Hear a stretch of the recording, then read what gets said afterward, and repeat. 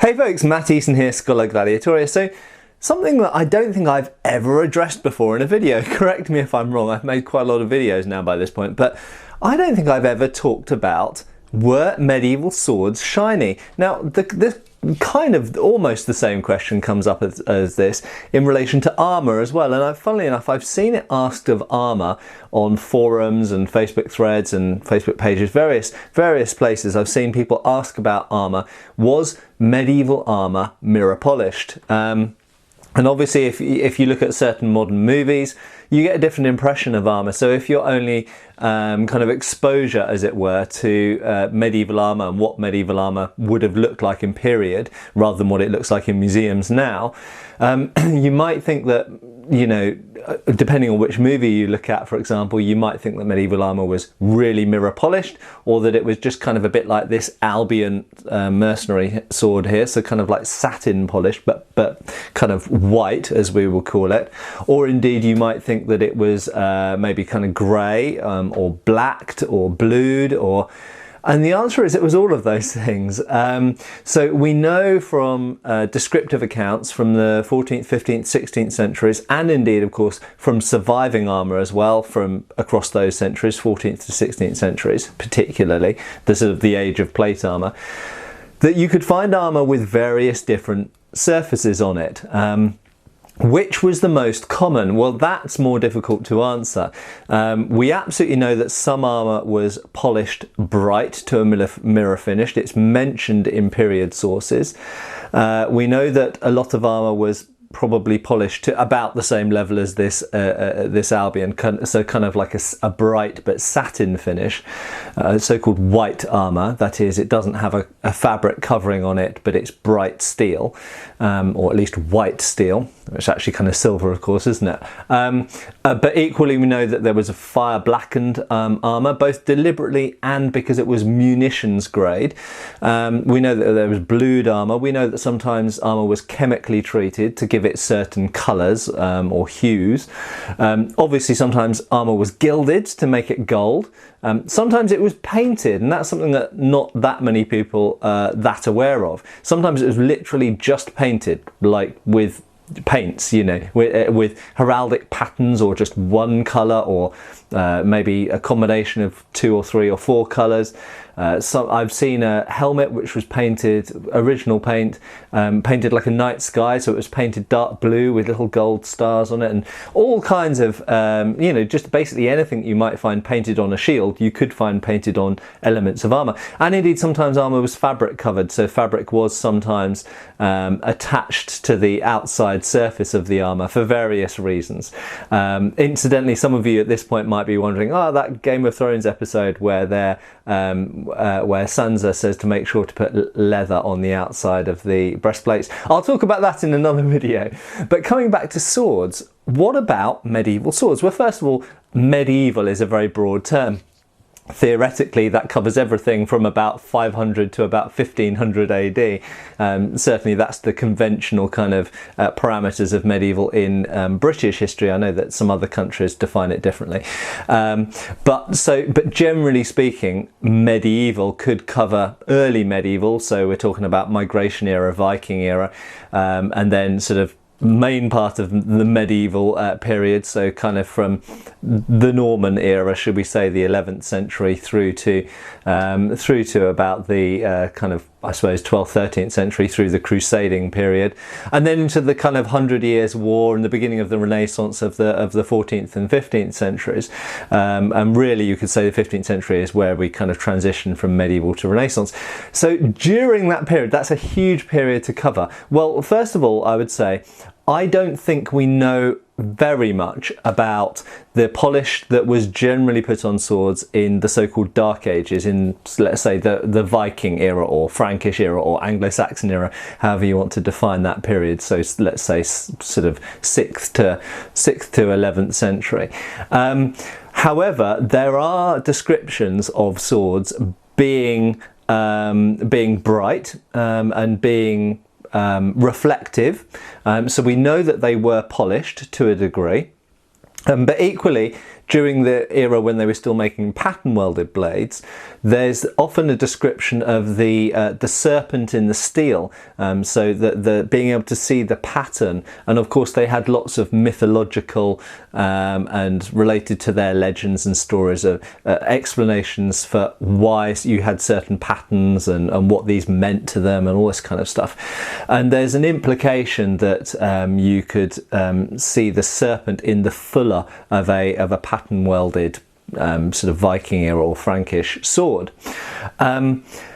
So to see that pattern, what you've got to do is you've got to polish the blade to some degree and then acid etch it. For anybody who watches Forged in Fire, you'll know this kind of thing. So you've got to, the different types of steel are in the blade, but when you polish it, it will look like this. It will look like plain, pretty much plain, boring to look at, flat steel. But when you stick it in acid and then you wash the acid off, so you stop that process, you will be able to see the pattern. And the same thing with woots, with real Damascus, because remember, pattern welding is not Damascus, and so most people these days when they say Damascus they mean pattern welding. Damascus steel originally was Wootz crucible steel, completely different thing, but you get a pattern with Wootz crucible steel that's what's sometimes described as being watered, and in fact the term Damascus might not come from Damascus the place at all. It might come from damask, that is a pattern of silk, because the patterns that you get in silk are somewhat similar to the patterns you get in Wootz steel. This tool wall behind me is almost certainly Wootz steel, but I need to have it properly re-etched. So if you want to see the pattern in the steel, so if we're talking about the earlier medieval period for the most part here, if you want to see the pattern in the steel, you don't usually want to mirror polish it. You want to usually kind of satin polish it and then etch it. The problem is if you mirror polish it, there's two elements to this. One, if you mirror polish it and then try and etch it, because of the surface of the steel is very polished and very smooth, it doesn't give much for the acid to kind of penetrate into and bring that pattern out. But equally, you couldn't bring the pattern out and then try and mirror polish it, because that would just remove the pattern again. So generally speaking, pattern welded blades, I have a pattern welded sax actually, but it's not in this room at the moment, made by Paul Binns, highly recommended. Hi Paul, if you're watching this. And generally speaking, you could mirror polish the edge, so the monosteel edge of a pattern welded sword or sax or knife, but you couldn't mirror polish the whole thing, because that would then again remove the pattern. So I think for the most part, in the earlier medieval period, certainly when there's pattern welded blades, we're probably looking at a level of polish which is roughly equivalent to satin polish, perhaps with the edge being mirror polished sometimes, maybe. As we get later into the Middle Ages, so if we go kind of 11th century onwards, where really pattern welding had been abandoned in favour of monosteel blades, then the jury's open. And now, I once asked my friend, so my friend Fabrice Cognot, the bladesmith, I've known him for a lot of years now. How many years? Probably like 18 years, I think I've known Fabrice, something like that. Long time. I'm really old now. He's even older. I think he's like a year and a half older than me. But I once asked him this question because he has done a PhD on medieval weapons, particularly in a region of France where he's from, based on archaeological finds, and many of those are river finds. Now, the reason I was specifically asking Fabrice this question is he has, in some cases, got to study weapons, including swords, that have degrees of the original surface still on them. Now, what was very interesting is he, if I remember correctly, and Fabrice, feel free to correct me under this video if I'm not remembering correctly, but I remember him telling me that he had seen every type of polish really that you could put on a blade on these original examples. There were some examples which were very rough on the surface, and he said, I remember him telling me that you could still see file marks. Now, when you're making a sword, you start off by forging, then you file or grind, and then finally you polish. Okay, so you forge the rough shape, you grind or file the kind of finished shape, and then you polish the surface. And polishing the surface wasn't done with sandpaper as such, because they didn't have sandpaper in the medieval period, but it was done with sand and leather and things like this. And indeed they did sometimes use, more for wood than for steel, they did sometimes use certain types of abrasive skin. For example, shark skin was sometimes used for sanding certain things, but I don't think it would be hard enough to do with steel. I think what they predominantly probably polished steel with was sand or other ground down stone, in other words powder, abrasive powder, and probably something like a wooden block or perhaps a leather pad, and lots of circular handwork.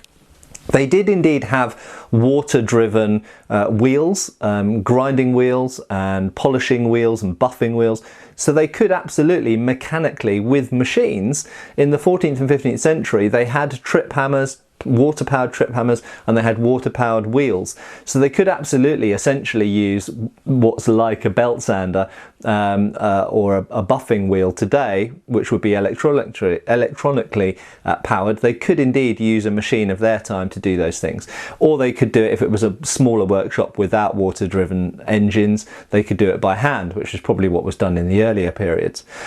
So they did absolutely have the ability to bring things up to mirror polish, and it seems that some swords were mirror polished, some swords were satin polished, and some swords were left somewhat rough. The fact that Fabrice, and I know other people I've spoken to as well, have seen original file marks still, and they could be sharpening marks in some cases. I've seen 19th century swords that have been sharpened on a grinding wheel, and those can look like file marks as well, so it could be sharpening marks. But the fact that you have those on the surface shows that you don't have a mirror surface. You probably don't even have like an Albion style satin polish.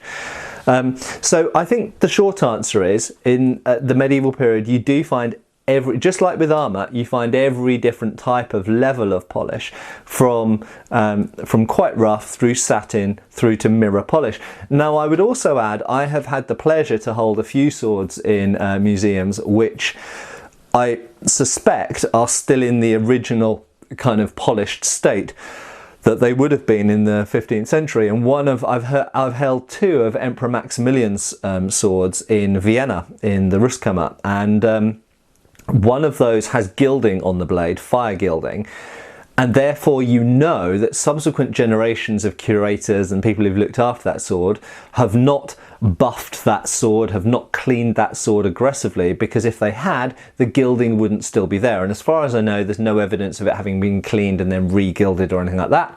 It's just simply an emperor's sword that is his very fancy sword. It's got gilt hilt fittings and it's got gilding on the blade, and it's been very, very well looked after and has stayed in the same place since the late 15th century, since just before 1500.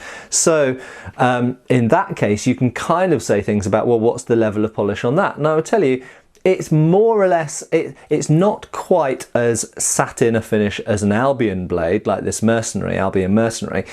It's a slightly higher grade of polish than that, but not quite mirror polished. So it's not like the mirror polish that you might see on, if you don't have an example here we go, let's grab this tulwar. So it's probably not far off the level of finish of that. Okay, so this is not quite like a mirror, but it's a pretty high polish. If I compare it to the Albion below, you can see that the tulwar, which is an original 19th century tulwar, has a higher level of polish than the Albion. And so I do absolutely think that, almost certainly, I think without any doubt, some medieval swords were brought, and knives and other weapons, were brought to a mirror finish. But what were most medieval swords? What level of polish were most medieval swords brought to? I suspect, and there's no way of proving this, and as far as I know, no one has any way of ever being able to prove this categorically, so this is just my opinion, but I think that most other experts I know would agree with me on this. I suspect that most medieval swords were polished to a higher level, a higher smoothness of polish, a higher level than an Albion is. So an Albion is very much a mechanical satin finish. Okay, it's not like a hand satin finish. It's very clearly been done on a some kind of belt-fed machine, essentially a belt sander with I would imagine with a relatively fine grit belt on it. Whereas I would say that most medieval swords, based on what I've seen and read and spoken to other people and everything else, would probably be more about the level of polish of this tulwar. That is, not quite literally like a mirror, not quite like chrome polished finish, but probably this sort of level of finish whereby you can see your face in it. I can see my own face in this blade, but it's not super clear. It's not like looking in a mirror, but nevertheless I can see my eyes and my nose, and I can see whether I need a shave and that kind of thing. I can't see that at all in the blade of the Albion. So just to sum up, I do think if we look at modern replicas, ironically, some of the mirror polished replica medieval swords that you find today are from actual kind of relatively low-end companies coming out of India, such as Windlass. Now Windlass make mirror polished blades. There is a tradition of making pretty much all blades in India with a mirror polish on them. So in India, it, you know, I guess labour's a lot cheaper than in the West, and so they just give them a mirror polish. But Albions, for example, made in America, Albions tend to have a satin finish on them. I personally think that for the amount that Albions cost, they should be putting a higher level of polish on their blades. And I actually have, as many of my viewers will know, I have an Albion Poitiers. My Albion Poitiers, I have myself polished to a higher level than their standard finish. And it looks like a more expensive sword for it. So I highly recommend, if you have an Albion and you want to make it look nicer, buy yourself a buffing wheel. I recommend a felt buffing wheel because they're hard and easier to steer around features of the blade. A felt buffing wheel mounted in a drill, mounted in a workbench, works perfectly fine, and you can make an Albion have a more historical looking polish, and indeed just make it a nicer looking, more expensive looking sword yourself at home. It's easy, anyone can do it. Okay, it just requires a little bit of time and a little bit of care. I've shown polishing videos on my channel. Just search under my videos. And I do think that this level of satin finish is less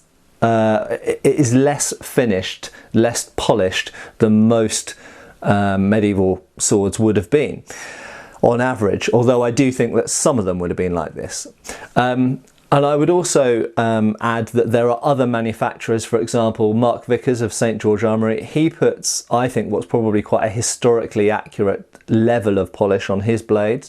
It is a higher level of polish than this. It's probably similar to the tulwar, but it's not a mirror polish. And I think that's probably about right. So there, to sum up, I think generally speaking, most medieval swords after the era of pattern welded blades, so after the 11th century, or from the 11th century onwards, I think most medieval swords would have had a higher level of polish than this Albion, or indeed all Albions. And it would have been roughly equivalent to Luce's tulwar here.